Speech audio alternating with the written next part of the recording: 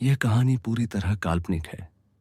इस कहानी के सभी पात्र और घटनाएं वास्तविक जीवन से मेल खाएं तो वह केवल एक संयोग माना जाए। इस कहानी का उद्देश्य किसी की भावनाओं को ठेस पहुंचाना नहीं, बल्कि एक सामाजिक संदेश देना है। तो चलिए हम अब कहानी शुरू करते हैं। रामू एक छोटा सा नाम था, लेकिन उसकी जिंदगी बोझिल और भारी थी।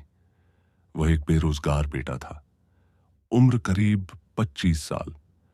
पढ़ा लिखा तो था, पर किस्मत ने जैसे उसके लिए कोई रास्ता ही नहीं छोड़ा था। घर में बूढ़े माँ बाप थे, जिनकी आंखों में उम्मीद कम और चिंता ज्यादा रहती थी। रामू न किसी का अच्छा दोस्त था, न किसी का दुश्मन।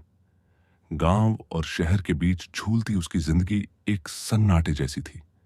रामू के पिता कभी खेतों में काम करते थे, अब कमर जवाब देने लगी थी।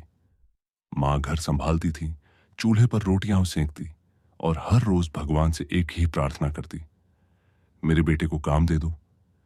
लेकिन भगवान भी शायद बहुत व्यस्त थे। रामू सुबह देर से उठकर मां के सामने बैठ जाता।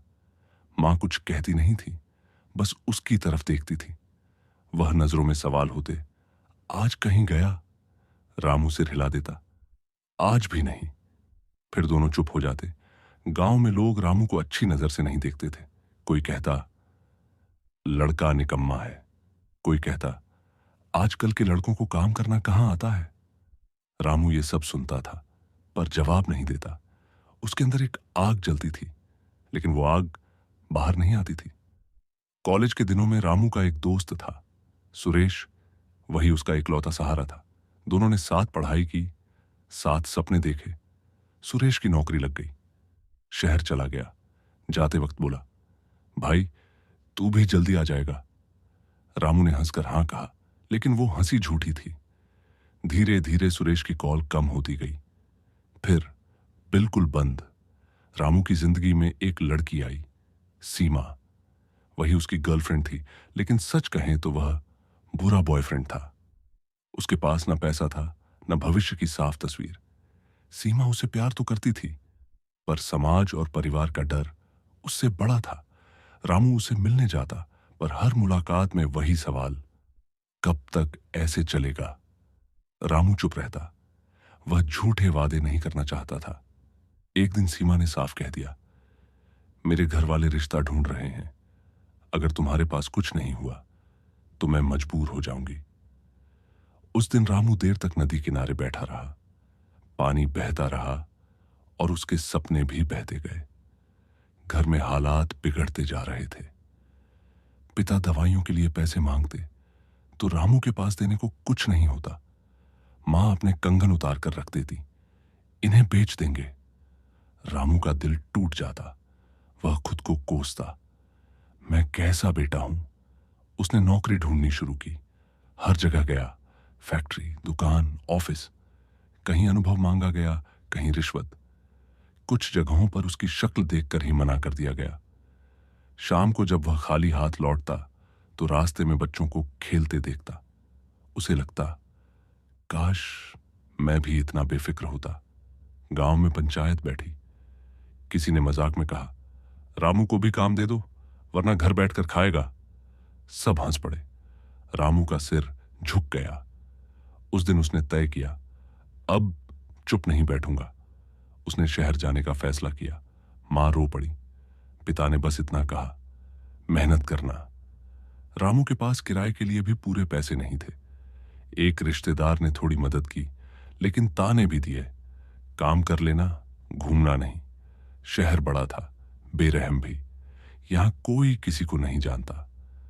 रामू ने एक छोटे कमरे में रहना शुरू किया। दिन में काम ढूंढता, रात को थक कर गिर पड़ता। कई बार 2 वक्त का खाना भी नसीब नहीं होता। एक दिन उसे एक ढाबे पर काम मिल गया, बर्तन धोने का। तनख्वाह कम थी, लेकिन काम था। हाथों में छाले पड़ गए, पीठ दुखने लगी, पर रामू ने शिकायत नहीं की। वह सोचता, कम से कम घर वालों को भेजने के लिए कुछ तो होगा।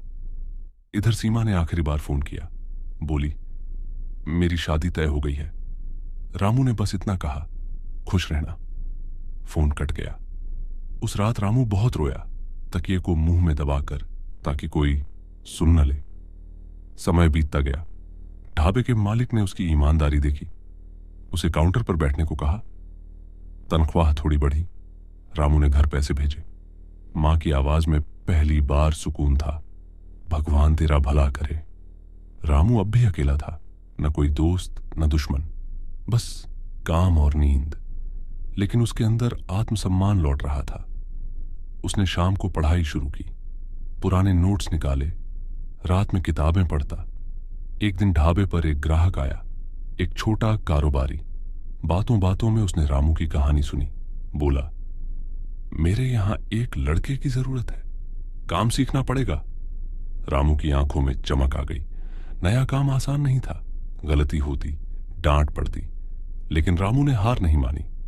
धीरे धीरे वह सीखने लगा। साल भर में उसकी हालत बदलने लगी। अब वह महीने के अच्छे पैसे घर भेजने लगा।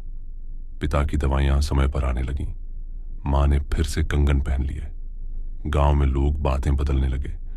वही लोग जो हंसते थे अब कहते, लड़का मेहनती है। रामू जब गांव आया तो उसके चेहरे पर झिझक नहीं थी, वह सीधा खड़ा था। एक दिन उसने मां से कहा, मैंने सब पा लिया, बस समय लगा। मां की आंखों से आंसू गिर पड़े। रामू आज भी अकेला है, न कोई खास दोस्त न कोई दुश्मन। प्यार भी उसकी जिंदगी में नहीं लौटा। लेकिन अब वह खुद से नफरत नहीं करता। वह जान चुका है, बेरोजगारी हालात होते हैं, पहचान नहीं। ये कहानी एक ऐसे बेटे की है जो बुरा बॉयफ्रेंड कहलाया, निकम्मा समझा गया, अकेला छोड़ा गया, लेकिन जिसने हार नहीं मानी, जिसने चुपचाप अपने हिस्से की लड़ाई लड़ी। अगर आज तुम खुद को रामू जैसा समझते हो, अकेले, बेरोजगार और हारे हुए, तो याद रखो, यह तुम्हारी पहचान नहीं है, बस तुम्हारा आज है। तुम्हारा कल अब भी तुम्हारा इंतजार कर रहा है। यही थी आज की कहानी। अगर आपको ये कहानी पसंद आई तो चैनल को सब्सक्राइब कर दें और बेल आइकन दबाना ना भूलें, ताकि हमारी अगली कहानी भी आपके पास पहुंचे।